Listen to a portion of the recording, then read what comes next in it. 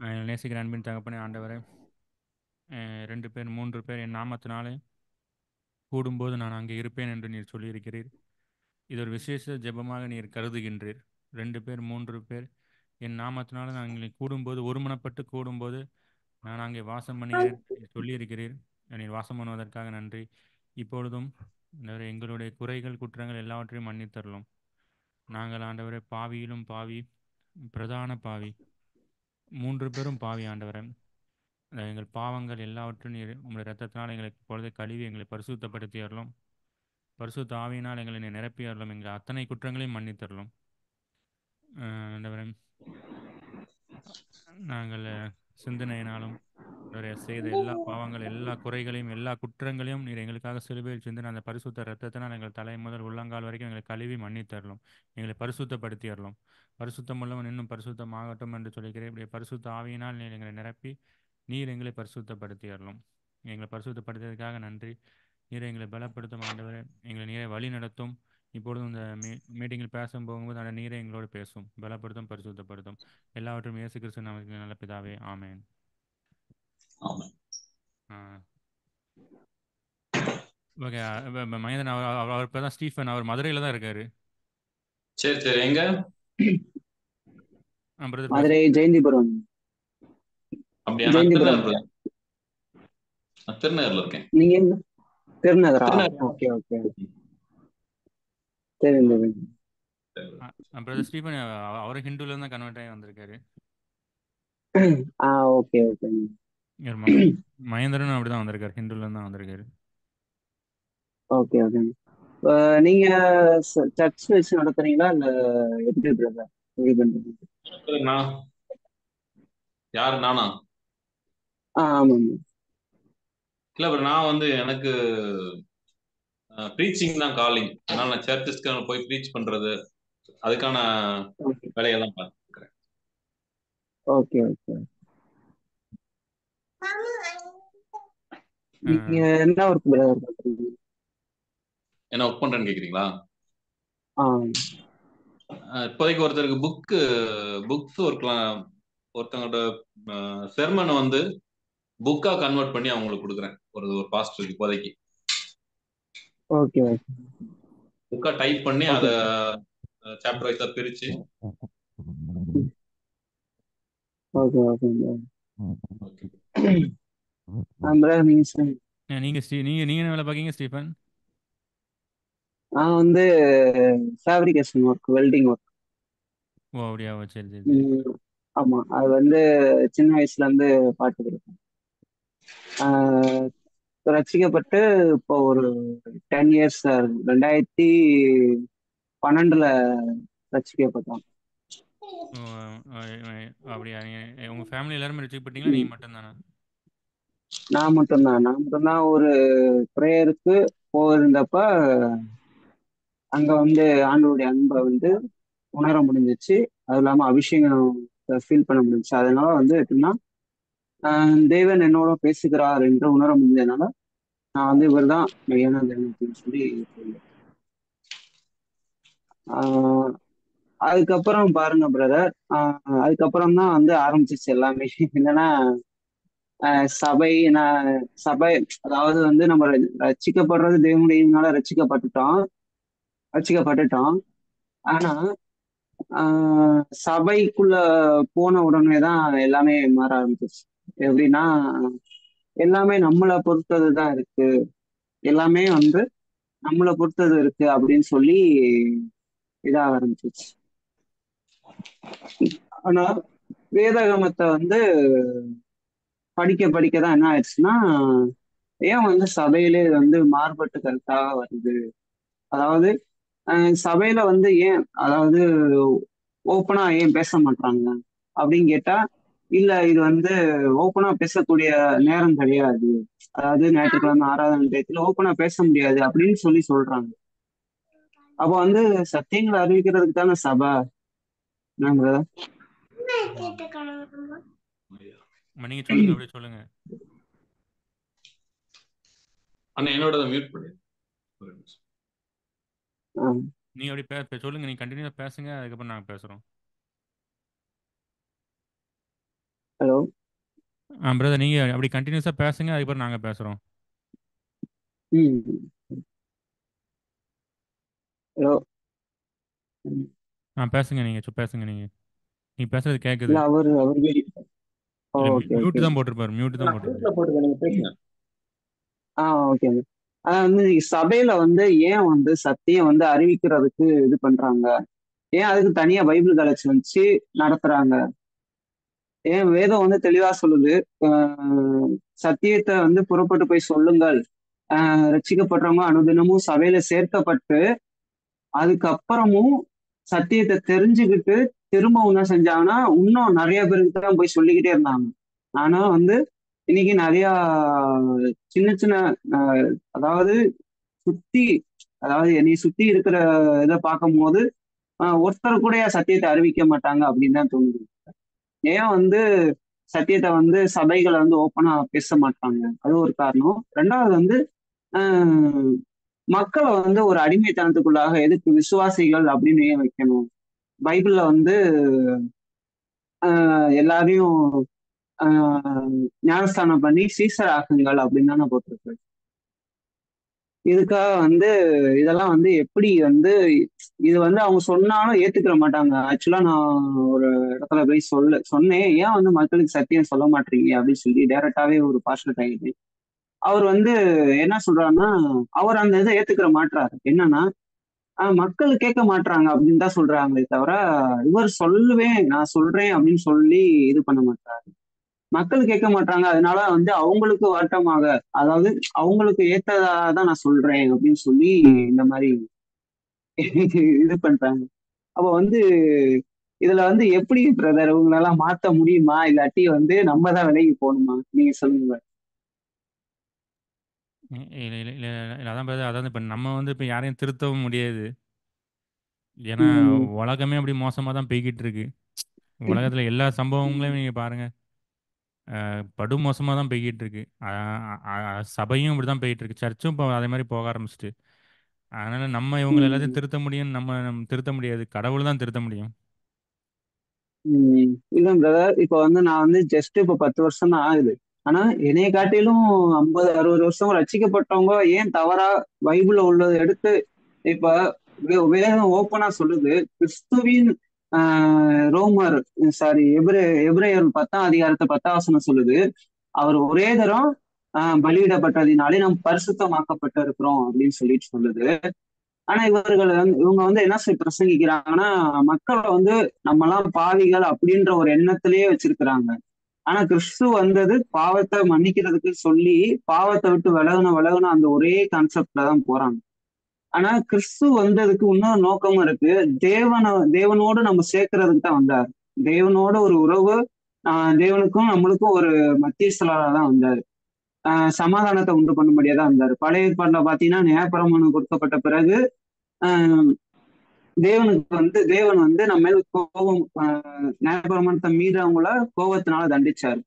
அப்ப வந்து இந்த புதிய ஏற்பாடுல என்ன பண்ணாருன்னா, தேவனுடைய கோபத்தை உன்னதத்துல தேவனுக்கு மகிமை உண்டாக பூமியிலே சமாதானம், அதாவது தேவனிடத்துல இருந்து நம்மளுக்கும் நம்ம மனுஷங்களுக்கும் தேவனுக்கும் பூமியில் உள்ள ஒவ்வொரு மக்களுக்காகவும் ஆஹ் தேவனுக்கு சமாதானம் உண்டு பண்ணும்படியாதானே வந்தாரு.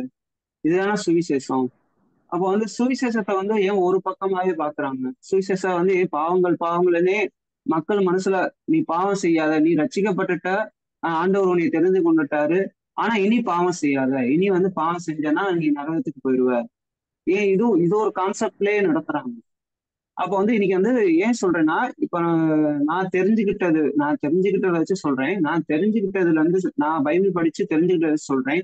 மக்களை வந்து பைபிள் படிக்க விடாம பண்றதே இவங்கதான் பண்றாங்க. இந்த மாதிரி ஒரு அடிமைத்தனக்குள்ள வச்சு. ஏன்னா இன்னைக்கு வந்து ஒருத்தவங்க நம்ம நேசிக்கிறாங்கன்னா அவங்க இடத்துல நம்ம என்ன செய்வோம்னா, நம்ம அவங்க இடத்துல எந்த ஒரு இதுவுமே பார்க்காம நம்ம அநேக அதாவது நிறைய நேரம் செலவிட முடியும். ஆனா இதை ஒரு கான்செப்டா வைக்காம தேவன் கோபமானவர், அப்படி நம்முடைய பாவத்தின் நிமித்தம் இன்னும் கோபமாக இருக்கிறார் அப்படின்னு ஒரு கான்செப்ட்லயே நடத்துறாங்க.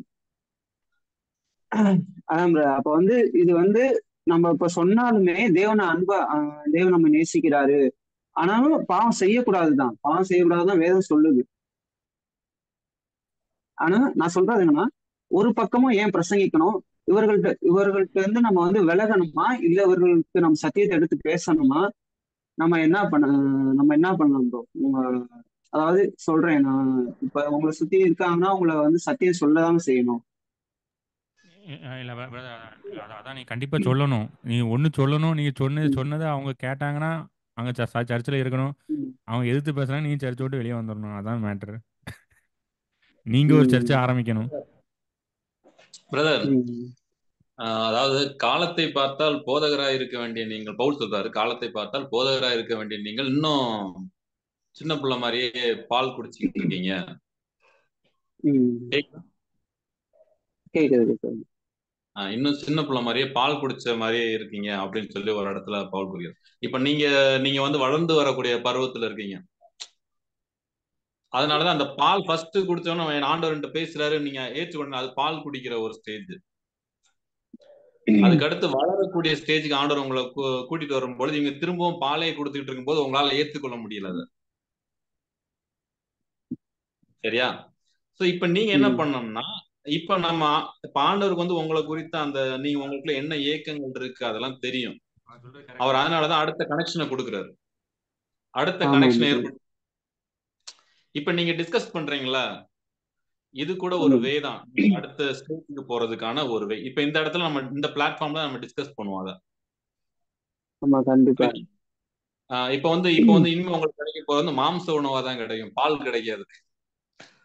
ம், இல்லை இல்லை புரியுதா? இல்லை இனி ஞானஸ்தானம் பெற்றீர்களா, அந்நிய பாஷை பேசுகிறீர்களா, ரட்சிக்கப்பட்டீர்களான்ற கேள்வியை தாண்டி இனி நீங்க மரணம், ஜீவன், உயிர்த்தெழுதல், ஆவின் வரங்கள் இதை எப்படி பயன்படுத்துறது, மக்களுக்கு ஆவின் வரங்களை பற்றி எப்படி நன்மை செய்யறது, இந்த ம், மாதிரியான விஷயங்கள் எல்லாம் ஆண்டவர் உங்களுக்கு கொடுக்க போறாரு. இல்லை இப்போ இங்கிலீஷ் அதெல்லாம் அறிந்து கொள்வதற்கு இப்போ இங்கிலீஷ் இடங்கள்ல நீங்க இணைக்கப்பட்டிருக்கீங்க. இல்லை இப்போ சொல்லுங்கண்ணே. இங்கிலீஷ் கிராமர் படிக்க படிக்க வேண்டிய நீங்கள் திரும்ப போய் ஏபிசிடி படிச்சுக்கிட்டு இருந்தால் எப்படி இருக்கும்? ஆமா. ம். இப்போ நீ நீ நீ நீ ஏபிசிடி நடத்துகிற கிளாஸுக்கு போய்கிட்டு இருந்தால் பிறகு உங்களுக்கு இப்படி தான் கேட்க தோணும். உங்களுக்கு புரியுதா? ஏன் இதுக்கு பிரச்சனை ம். வந்து என்னன்னா, புரியுது. எல்லா போதகர்களும் எல்லாருமே ஏபிசிடி கேட்டகரியில் தான் இருக்காங்க. ஆமாம். ஏன்னா ஒருத்தனுக்கு ஒண்ணுமே சரி. தெரியாது. ஏன்னா ஒருத்தனுக்கு பைபிளையும் ஒருத்தனும் எடுத்து வாசிச்சது கிடையாது. சும்மா ஏதோ ஒருத்த வாசிச்சிருக்காங்க. அதாவது அதாவது முதல்ல வேதம் வந்து எப்படி எழுதப்பட்டிருக்குன்னா, ஒவ்வொரு அதிகாரங்களும் ஒவ்வொரு சாப்டர்ஸ் ஆதியாகமத்துல இருந்து நீங்க வெளிப்படுத்துறது வரைக்கும் ஒவ்வொருத்தரும் ஒவ்வொருத்தரால் எழுதப்பட்டது. அந்த ஒவ்வொருத்தரும் ஒவ்வொருத்தரையும் பார்த்ததே கிடையாது.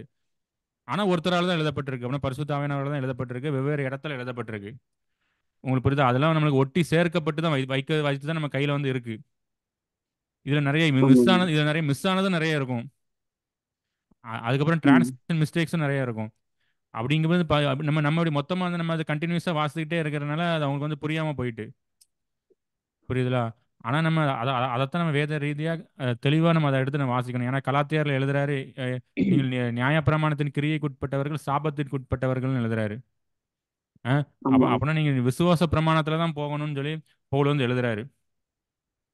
அப்படின்னா நம்ம இப்போ இதில் நம்ம என்ன பார்க்க போறோம்னா, நியாயப்பிரமாணம் அதாவது இஸ்ரேல் ஜனத்தை வந்து கடவுள் வந்து செங்கடலை ரெண்டா பிளந்து கூட்டி கொண்டு செல்றாரு. அப்படிதானே?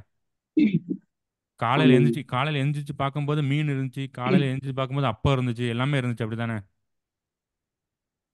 நீங்க ஆமாங்க. நீங்க கண்ணால பார்க்காத அற்புதம், நீங்க நான்லாம் கண்ணால பார்க்காத அற்புதத்தை அந்த காலத்துல உள்ள இஸ்ரேல் ஜனங்கள் வந்து கண்களால பார்த்தாங்க.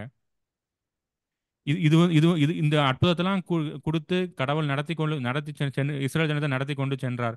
அப்போ நியாயப்பிரமாணம் கொடுக்கப்பட்டுச்சா கொடுக்கப்படலையா? இப்ப நியாயப்பிரமாணம் அதுக்கப்புறம் தானே கொடுக்கப்பட்டது. அதுக்கப்புறம் தான் அப்படின்னா அப்போ அவங்க இஸ்ரேல் ஜனத்தை நேர்த்தியா கடவுள் நடத்தி செல்லும் போது நியாயப்பிரமாணம் கொடுக்கப்படலை. அது நீங்க புரிஞ்சுக்கிறீங்க முதல்ல. புரியுதா? அதான் 2000, அதாவது ஆதாம் பாவம் செய்த பிறகு கூட உடனே தூக்கி ஆதாம் கிட்ட நியாயப்பிரமாணத்தை கொடுக்கலையே. அவர் வந்து அது கொஞ்ச காலம் போக விட்டு பாவம் பெருங்கின போக்கு தானே கொடுத்தாரு. அதான் செங்கடல் ரெண்டா எல்லா அற்புதங்கள் எல்லாத்தையும் பண்ணி கடவுள் நேர்த்தியா கூட்டு போயிட்டாரு. கூட்டு போற வரைக்கும் நியாயப்பிரமாணமே கொடுக்கப்படல. உங்களுக்கு புரியுதுல? அப்புறம் ஆமாம். அப்புறம் நியாயப்பிரமாணம் எப்போ கொடுக்கப்படுது? ஆஹ் அவர்கள் வந்து மோசை கிட்ட கேட்கும் போதுதான் மோசை மலையில போய் நியாயப்பிரமாணத்தை பெற்றுக்கொள்வார். எப்பவும் கொடுக்கப்படுதுன்னா கீழே எகிப்து கீழே வந்து விக்கிரகத்தை வச்சு ஆரோன் அவங்க எல்லாருமே சேர்ந்து விக்கிரக ஆராதனை பண்ண ஆரம்பிச்சிட்டாங்க. உங்களுக்கு ஆஹ் புரியுதா? பண்ண ஆரம்பிச்சதுக்கு அப்புறம் தான் புரியுது. வந்து கொடுக்குறாரு. அப்படின்னா நியாயப்பிரமாணத்தை கடவுள் எதுக்கு கொடுக்காருன்னா உங்களால நியாயப்பிரமாணத்தை நிறைவேற்ற முடியுங்கிறதுக்காண்டி கடவுள் கொடுக்கல. அது ஆமாம், கண்டிப்பா. அப்படியே கொடுத்தாரு. நான் நியாயப்பிரமாணத்தை கொடுத்துட்டேன்னா நீங்க நிறைவேற்றி இல்ல. விடுவீங்கப்பா. அதனால நான் நியாயப்பிரமாணத்தை கொடுக்க அப்படின்னு சொல்லியே கடவுள் கொடுத்தாரு நியாயப்பிரமாணத்தை. இல்ல, நியாயப்பிரமாணம் வந்து நியாயப்பிரமாணத்தை எதுக்கு கொடுக்காருன்னா நீ எவ்வளவு மோசமானவன் பாரு அப்படிங்கிறதுக்கான நியாயப்பிரமாணத்தை கொடுக்குறாங்க. ஏன்னா இஸ்ரேல் ஜனத்தை நியாயப்பிரமாணத்திற்கு கொடுக்கறதுக்கு முன்பதாக கிருபையின் பிரமாணத்துல தான் நடத்தி கொண்டு வராரு. செங்கடல் ரெண்டா பிளந்து நீக்கி அற்பம் காலில் விழுது மீன் காலில் விழுது நடத்தி கொண்டு வராரு. அதுக்கப்புறமும் அந்த ஜனம் வந்து முறுமுறுத்துக்கிட்டும் பயங்கர மோசமாகவும் பண்ணிக்கிட்டு இருக்கிற அந்த கோபத்துல தான் கடவுள் நியாயப்பிரமாணத்தை கொடுக்காரு. நியாயப்பிரமாணத்தை கொடுக்குற நோக்கம் வந்து நீங்க அதை நிறைவேற்றி விடுவீங்கிறதுக்காண்டி நியாயப்பிரமாணத்தை கொடுக்கல. நீங்க எவ்வளவு மோசமானவர்கள் என்பதை காண்பிக்கிறதுக்கு தான் கடவுள் நியாயப்பிரமாணத்தை அங்க கொடுக்காரு. ஆமாம் brother. உங்களுக்கு புரியுதா? அதைத்தான் இயேசு கிறிஸ்து திரும்ப வந்து சொல்லுகிறார், நான் நியாயப்பிரமாணத்தை அழிக்க வரவில்லை, நான் நியாயப்பிரமாணத்தை நிறைவேற்றவே வந்தேன் அப்படின்னு சொல்றாரு. புரியுதா? அப்படிங்கும்போது இதில் நம்ம என்ன பார்க்கணும்னா புரியுது. இயேசு கிறிஸ்து சிலுவையில் சிலுவையில் நியாயப்பிரமாணத்தில் சிலுவையில் அடிச்சிட்டாரு. நீங்க அதைத்தான் பார்க்கணும். இயேசு கிறிஸ்து நியாயப்பிரமாணத்தை சிலுவையில் அடிச்சிட்டாரு. புரியுதா? புரியுது. அப்பனா அந்த உலகத்துல இப்ப லா இருக்கா இல்லையா? அதான் brother சொல்றேன். உலகத்துல வந்து உலக பிரமாணமான கட்டுப்பாடுகள் இப்ப வந்து நம்ம ரட்சிக்கப்பட்டிருக்கோம்னா நம்மளுக்கு இல்ல தேவனுக்குள்ள எப்படி உலகத்துல நடக்கணும் உலகத்துல லா உலகத்துல லா இருக்கா இல்லையா? உலகத்துல லா இப்பவும் இருக்கு. இருக்கு. ஏன்னா இருக்கு இப்ப இப்ப இருக்கு. இப்ப இல்லைன்னா நம்ம எல்லாரும் முண்டமா தான் அலையணும். ஆமா. புரியுதா? லா இருக்க போய் தான் நம்ம ட்ரெஸ் இல்லைன்னா போட்டுட்டு இருக்கோம். மக்கள் சீர்கெட்டு இருப்பார்கள். லா இல்லைன்னா நம்மளே ட்ரெஸ் போட்டுட்டு இருக்கோம். லா இல்லைன்னா நம்ம எல்லாரும் முண்டமா அலையலாம். புரியுதா? அதனால லா இருக்குங்கிறது இதுல தெரிய நமக்கு தெரியுது. உலகத்துல லா இருக்கு. ஆனா இயேசு கிறிஸ்து நியாயப்பிரமாணத்தை சிலுவையில் அடிச்சிட்டாரு. ஆமாங்க. உனக்கு புரியுதா புரியல? இப்ப எதுவும் கேள்வி இருந்தா சொல்லுங்க.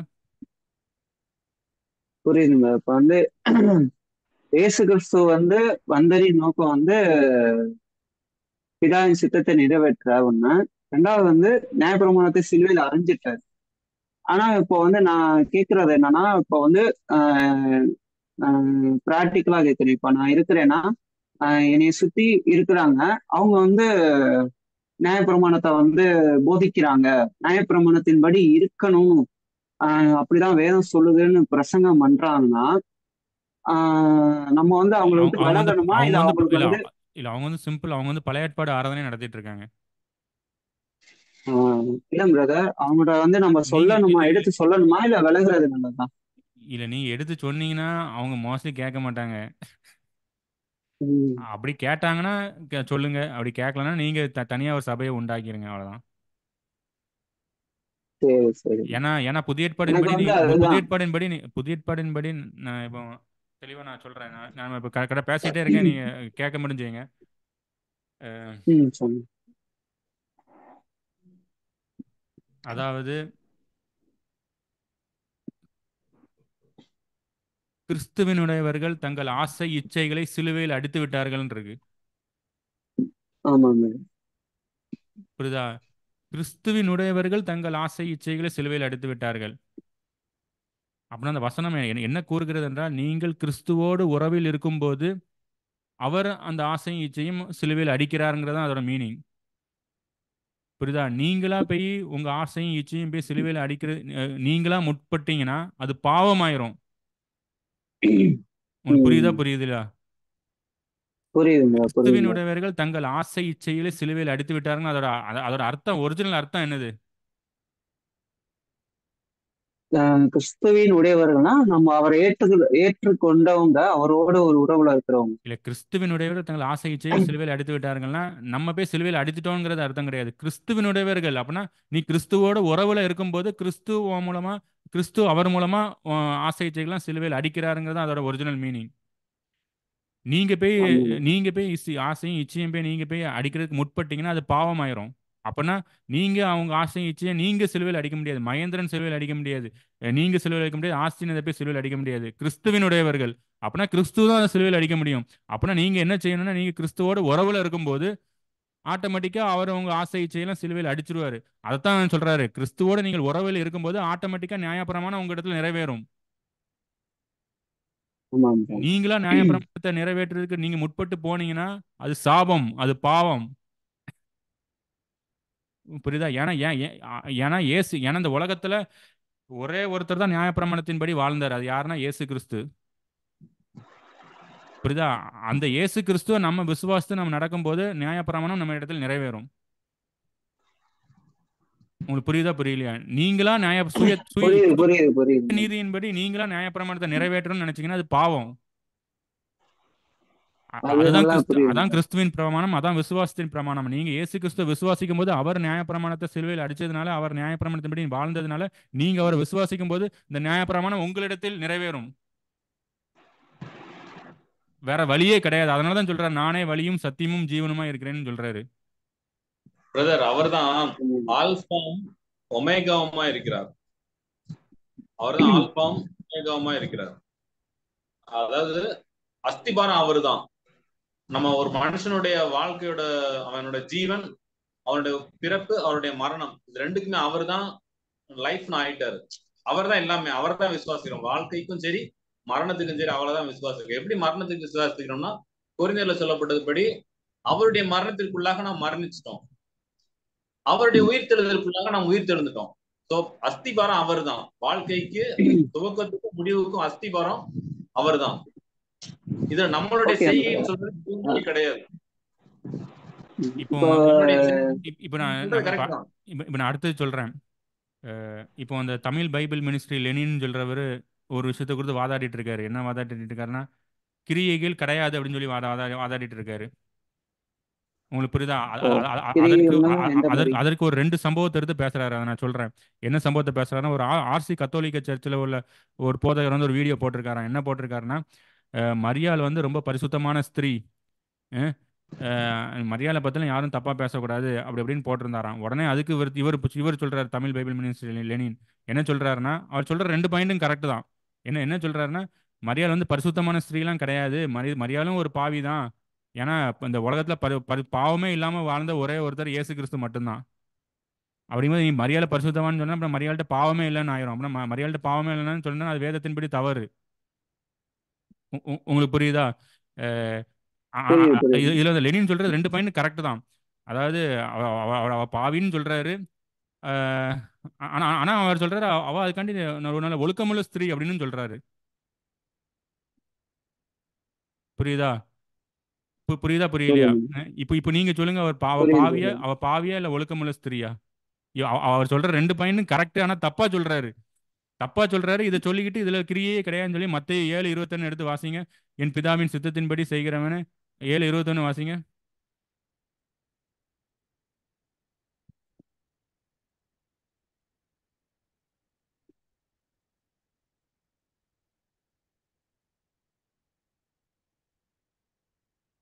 பரலோகத்தில் இருக்கிற ம். என் பிதாவின் சித்தத்தின்படி செய்கிறவனே பரலோக ராஜ்யத்தில் பிரவேசிப்பானே அல்லாமல் என்னை நோக்கி கர்த்தாவே கர்த்தாவே என்று சொல்லுகிறவன் Yeah. அதில் இந்த இந்த இந்த பிரவேசிப்பதில்லை. இந்த இந்த இந்த வசனத்தை தான் லெனினுக்கு அகைன்ஸ்டா பேசிக்கிட்டு இருக்க போதகர்கள் வந்து சொல்றாங்களா, இதுதான் கிரியை. இந்த கிரியையின்படி நீ செஞ்சானாதான் நீ வந்து பரலோகத்துக்கு பிரவேசிப்ப அப்படின்னு சொல்லி இதை கிரியைன்னு காட்டுறாங்க அப்படின்னு சொல்லி இவர் லெனின் எடுத்து பேசுறாரு. பேசிட்டு இந்த வசனம் வந்து இது கிரியைகளை மீன் பண்ணல அப்படின்னு சொல்லி அவருக்கே அதை புரிஞ்சு கொள்ள முடியல. அவர் ஒரு 60% ஏதோ படிச்சிருக்காரு, மீதி இருக்க 40% அவரால் எக்ஸ்பிரஷன் பண்ண முடியல. அதனால எல்லா விசுவாசிகளையும் போட்டு குழப்பிக்கிட்டு இருக்காரு. இப்போ நான் அதை வந்து எக்ஸ்பிளைன் பண்றேன். உங்களுக்கு புரியுதா? அப்படின்னு சொல்லிட்டு அவர் கிரியைகளே கிடையாது. ஆனா அவர் சொல்றாரு மரியாள் ஒழுக்கமுள்ள ஸ்திரீ தான், ஆனா அதுக்காண்டி மரியாள் பாவி தான் அப்படின்னு சொல்றாரு. இப்போ இந்த இந்த சொல்ற 2 விஷயத்திலையுமே அவர் வந்து இன்னும் வேதத்தை சரியா புரிந்து கொள்ளலன்னு அர்த்தம். உங்களுக்கு புரியுதா? இப்போ இப்போ நீங்க சொல்லுங்க, மரியாள் பாவியா ஒழுக்கமுள்ள ஸ்திரீயா? மரியாள் வந்து எப்படி சொல்றதுன்னா, அது அவர்கள் உலகத்துல இப்போ உலகம் இப்போ நான் உண்டான தொட்டு அவர்கள் பாவிதான். இப்போ நான் அதான் அதுக்கு தான் நான் ஆன்சர் சொல்றேன் பாருங்க. நியாயப்பிரமாணத்தை அவங்க கடைபிடிக்கிறதன் அடிப்படையில அவங்க வந்து ஒழுக்கமுடையவங்க. ஆனா நியாயப்பிரமாணத்தின் அடிப்படையில அவங்க நீதிமான் கிடையாது. அதனால பாவி. அப்படி கிடையாது. அதான் பாவிதான். இங்கதான் நம்ம விஷயத்தை இங்கதான் டெப்தா நமக்கு விஷயத்தை பறிக்கணும். இதுதான் வேதத்தினோட அஸ்திபாரத்திலே கொண்டு செல்லுது. அதாவது இந்த உலகம் வந்து யாரை நீதிமான்னு சொல்லுது? இந்த உலகம், இந்த ரட்சிக்கப்படாத, இப்போ நீங்க உலகம் உலகத்தை வந்து பார்த்துட்டு இருக்கீங்கல்ல, இந்த நிறைய இல்லை சம்பவத்தையும் பார்த்துட்டு இருக்கீங்க. உலகம் வந்து யாரை நீதிமான்னு சொல்லுது? அதிகமா நல்லது செய்யறவங்க, ஆ, ஒழுக்கம் உள்ளவங்க, ஆமா ஆமா. இந்த மாதிரி இருக்கிறவங்களதான் ஒழுக்கம் உள்ளவங்க, இவங்க நிறைய நல்லவங்க, ஹாஸ்பிட்டலில் போய் ஏழைகள் எளியவங்க உதவி செஞ்சுட்டு இருக்காங்க, அவங்கள தான் நீதிமான்னு சொல்லி உலகம் உதவி சொல்லுது. செய்யறவங்க.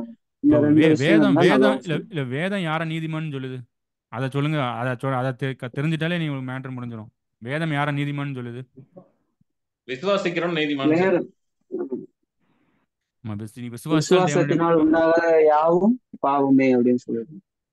இல்லை, வேதம் வந்து யாரை நீதிமான்னு சொல்லுதுன்னா, நான் ஒண்ணுமே இல்லை, நான் ஒரு பாவின்னு அக்செப்ட் பண்றவன் தான் நீதிமான்னு சொல்லி வேதம் சொல்லுது. புரியுதா? ஏன்னா நான் பாவிகளுக்காண்டியே கிறிஸ்து இயேசு உலகத்தில் வந்தார்.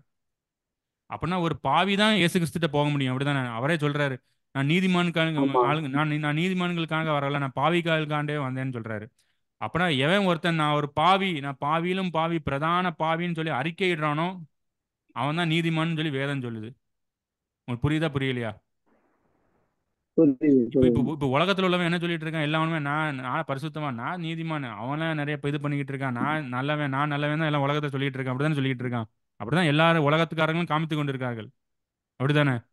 ஆனா ஆனா வேதத்துல உள்ள நீதிமான் வந்து என்னன்னா, நம்ம வந்து ஒண்ணுமே கிடையாது, நம்ம வந்து ஒரு ஜீரோ, நம்ம வந்து நம்ம காட்டிலும் ஒரு பொல்லாத பாவி வந்து எவனுமே கிடையாது. இப்படி உணர்றான்ல, அவன் தான் கிறிஸ்து கிட்ட போக முடியும். அவர் வந்து அவரோட கேள்வி ஆரம்பத்துல அவர் என்ன கேட்டாருன்னா, ம். நம்ம வந்து பாவினே ஏன் டிஸ்கிரைப் பண்ணிக்கிட்டு இருக்கிறோம், கிறிஸ்துவுக்குள்ள வந்த பிறகு ஏன் நம்ம பாவி நம்ம டிஸ்கிரைப் பண்றோம், ஏன் சபையில் இப்படியே போதிக்கிறாங்க, நம்ம என்ன பாவியா, நம்ம அவருக்குள்ள வந்ததுக்கு அதாவது அப்புறம் மனம் என்ன பிரதர், அவரோட அடையாளம் என்னன்னு அவர் கேட்கிறாரு. அதானே கேட்டீங்க நீங்க ஃபர்ஸ்ட் ஆரம்பத்துல.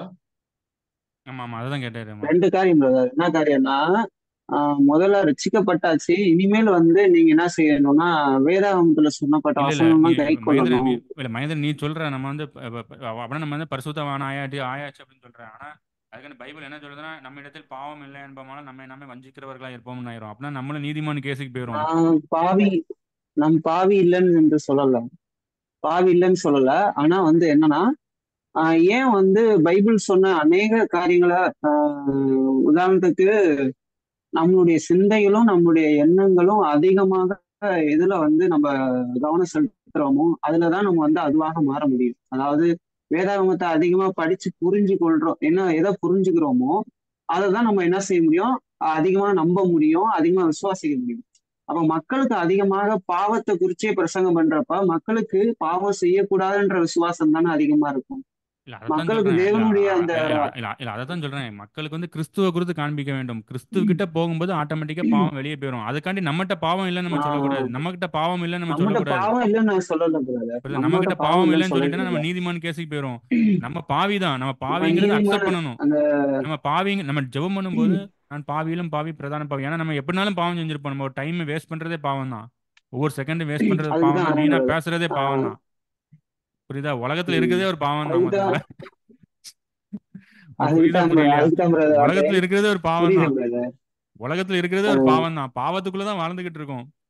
கண்ணை திறந்து பார்த்தா பாவம், காதால கேட்டா பாவம். உங்களுக்கு புரியுதுல? புரியுதுல? அதனால அதான் பிரதர். அதுக்காண்டி நம்ம நம்ம பாவி நம்ம டெய்லி ஜெபம், நம்ம நம்ம தாழ்த்தும் போது கிறிஸ்து நம்ம கிட்ட வரும்போது நம்மளை பரிசுத்தப்படுத்திக்கிட்டே இருக்காரு. நம்ம பரிசுத்தப்படுத்துறாரு. அதுக்காண்டி நம்மகிட்ட பாவம் இல்லைன்னு நம்ம சொல்ல முடியாது. ஆனா எனக்கு ஆண்டவர் அதான் இப்ப பிரதர் நம்ம புரிஞ்சுன்னா, நாம எப்பெல்லாம் கீழ்ப்படிய ஆரம்பிக்கிறோமோ அப்பெல்லாம் ஆண்டவர் நமக்கு வெளிப்பாடுகள் கொடுக்க ஆரம்பிக்கிறார். எப்ப அந்த வெளிப்பாடுகள் பெற்றுக்கொள்றோமோ அப்ப இந்த உலகத்தை விட்டு நம்ம வேறு விதமான யோசனைக்குள்ள சிந்திக்க போறோம்.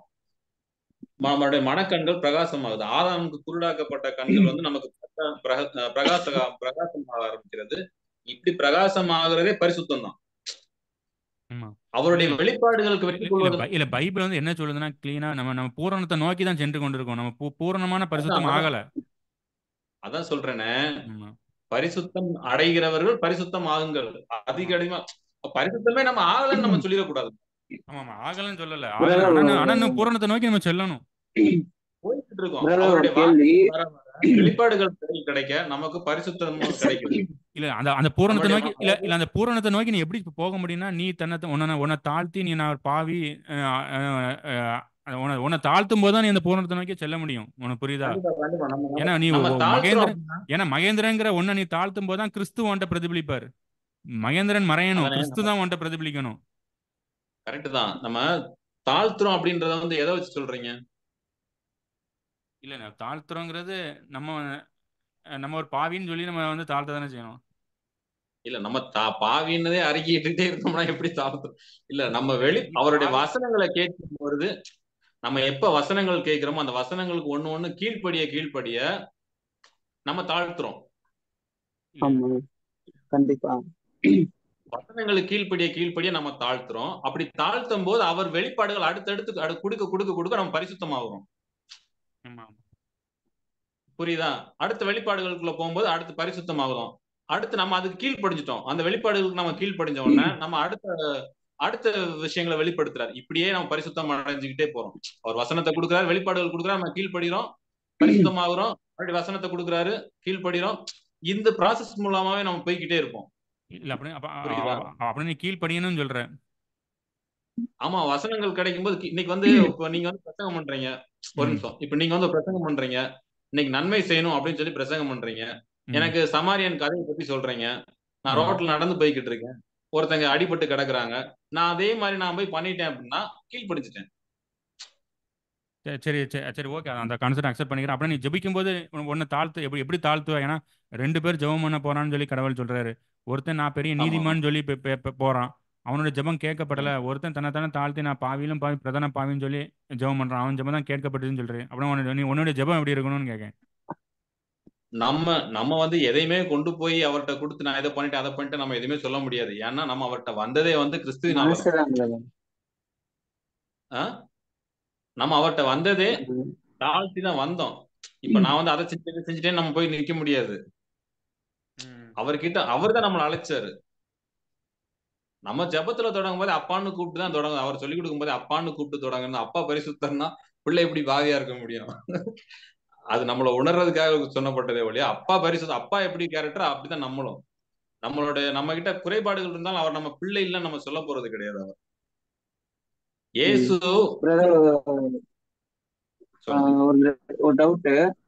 இப்ப நித்திய நித்திய ஜீவன் அப்படின்றது வேதாகமத்துல நான் படிச்சு தெரிஞ்சுக்கிட்டது ஒரு விஷயம். ஆனா உங்ககிட்ட வந்து உங்ககிட்ட இருந்து ஒரு விஷயம் தெரிஞ்சுக்கிறதுக்காக கேக்குறேன். நித்திய ஜீவன்றது இப்ப வந்து நித்திய ஜீவன் அளிப்பன் என்பதே அவர் நம்ம செய்த வாக்குத்தத்தமாக இருக்கிறது என்று வேதம் சொல்லுது.